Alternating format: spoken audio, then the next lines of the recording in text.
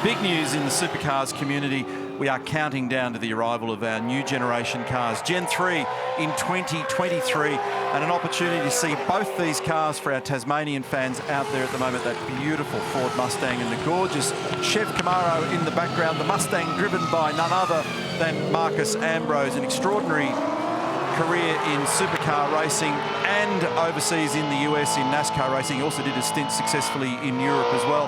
And Garth Tander, multiple Bathurst champion and series champion in the background in the Chev. Mark Scaife joins me. This is fantastic, and he's got a passenger on board, GT, as well. There's an interloper, there's a lurker in the car. That's funny. If you're looking for our host, there she is. That's right. Jess Yates. I hope her insurances are all up to date for Jess.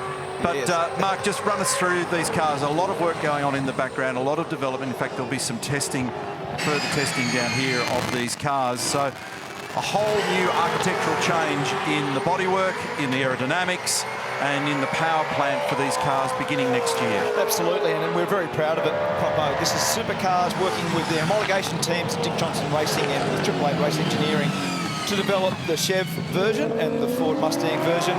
Roland Dane said to me at the start of this Camaro project that Camaro could be, in the General Motors world of car racing, the most market-relevant car they're going to race anywhere on the planet. And as you can see there now, Garth Tander right up in behind Marcos Ambrose. And they've started a half race here. This will make Jess's eyes go big as we get right to the end of the main straight as Garth decides to not fire down the inside. We've got Marcos Ambrose on the line. Marcos, it's Scaife and Crompo here. Is Garth trying to have a race with you, mate? Yeah, it's pretty hectic out here, mate. I'm just getting used to this Gen 3 car. What a beast it is. Pretty raw. And I'm hanging on to it pretty hard. Two has-beens out here, duking it out. Fantastic to have you in one of these cars, Marcus. What are the first impressions? Yeah, it's a pretty raw car. It's just, yeah, it's a bit rough as far as got too much power, not enough downforce. Struggling to get the power down there out of the hairpin. It's got plenty of top in here too. I'm having a great time. It's a busy boy. They do feel like they go so hard, Popo, because they've actually got more power than the current engines, more torque especially. They're more capacity, 5.4 and 5.7 litre respectively. But the cars are roughly 150 kilos lighter. So they feel like they go hard. They haven't got anywhere near the amount of downforce. Garth Tander was saying earlier to me yesterday, this is pretty lively, isn't it? He was saying that even this next corner, so when you come out of turn 2, that coming through turn 3 flat is a challenge. Hey, Marcus, just prop him a little when you get to the hairpin. Just slow her up in the middle of the corner and just give him a little brake test. That'll get Garth's heart rate up. He's got his race face on. He's tuned out. He's covering him, which is impressive. Well, this will be interesting just to see.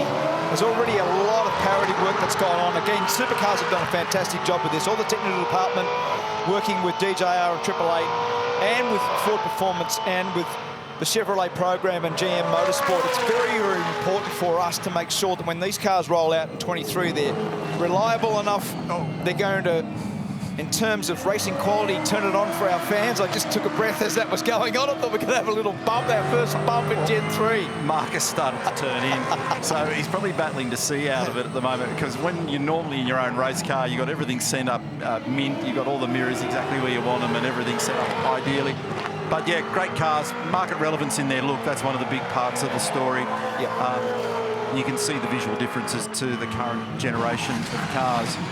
So a lot of anticipation, a lot of interest. When you go down to the garage where they're on display at the moment, there's a constant stream of people all queued up to have a nice, close, intimate look at these cars. And they sound good, so they tick a box there. They look good, they tick another key box. And now the really important stuff going on in the background is to make sure that they race good. Well, exactly, and the reason that they're down here is not just to do these demos and for people to get up close and personal with them, is we've got 2 serious days, Monday and Tuesday, to finalise the complete brake package on both cars. So these prototypes have been built by Supercar for exactly that purpose, to test all these things out, make sure our durability and reliability is good enough before we lead into the start of 2023, when you're going to have 25 of these things on the grid. Win for Tander and for Yates.